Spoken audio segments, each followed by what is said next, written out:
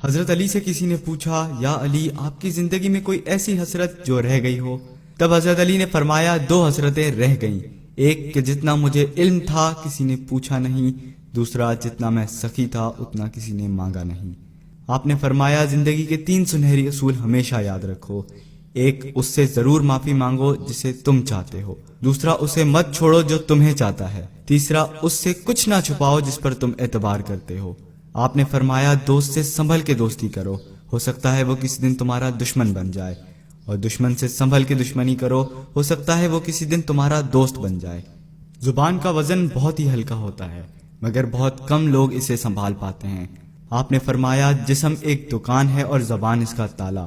جب تالا کھلتا ہے تو معلوم ہوتا ہے کہ دکان سونے کی ہے یا لوہے کی۔ زندگی تیز ہواؤں کی مانند ہے، جس نے اس کی آندھیاں برداشت کر لیں وہ کبھی غم کی گھٹا نہیں دیکھتا، سرسبز و شاداب باغ دیکھتا ہے۔ حضرت علی سے کسی نے پوچھا، یہ کیسے پتا چلے گا کہ جو پریشانی یا مصیبت ہم پر آئی ہے وہ اللہ کی طرف سے آزمائش ہے یا ہم پر اللہ کی طرف سے سزا ہے؟ آپ نے جواب دیا، جو مصیبت تجھے اللہ کی طرف لے جائے وہ آزمائش ہے، اور جو مصیبت تجھے اللہ سے دور کر دے وہ سزا ہے۔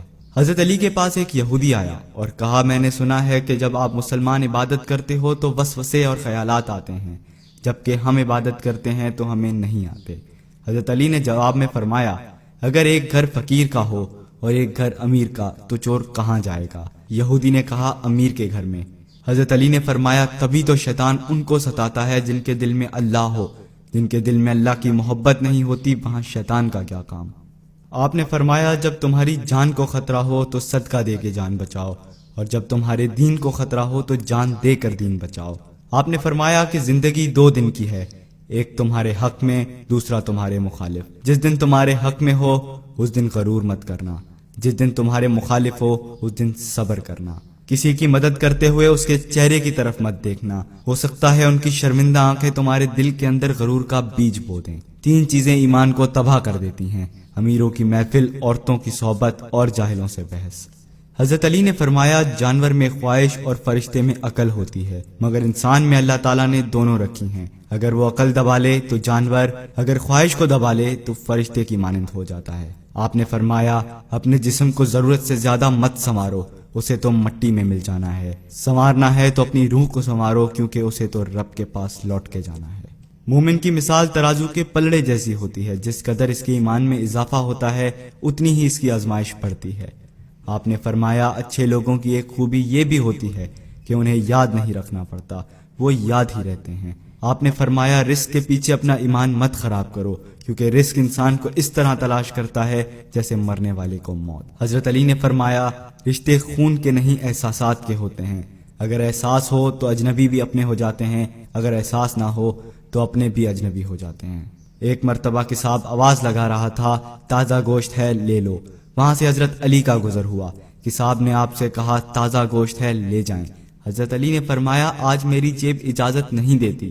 کساب نے بولا، میں آپ سے ادھار کر سکتا ہوں۔ اس سے آپ نے ایک بہت حکمت سے لبریز جملہ ارشاد فرمایا۔ آپ نے فرمایا، یہ ادھار میں کیوں نہ اپنے پیٹ سے کر لوں، جس کو میں جنت میں اس سے بہتر غذا کھلا سکتا ہوں۔ حضرت علی نے فرمایا، لفظ انسان کے غلام ہوتے ہیں مگر صرف بولنے سے پہلے تک، بولنے کے بعد انسان اپنے لفظوں کا غلام ہو جاتا ہے۔ آپ نے فرمایا، کوئی تمہارا دل دکھائے تو ناراض مت ہونا، کیونکہ قدرت کا قانون ہے، جس درخت کا پھل زیادہ میٹھا ہوتا ہے لوگ پتھر بھی اسی کو مارتے ہیں۔ آپ نے فرمایا، کسی کا عیب تلاش کرنے والے کی مثال اس مکھی جیسی ہے جو سارا خوبصورت جسم چھوڑ کر صرف زخم پر جا کر بیٹھتی ہے۔ آپ نے فرمایا، اچھا دوست چاہے کتنا بھی برا بن جائے کبھی اس سے دوستی مت توڑنا، کیونکہ پانی چاہے کتنا بھی گندا ہو آگ بجھانے کے ضرور کام آتا ہے۔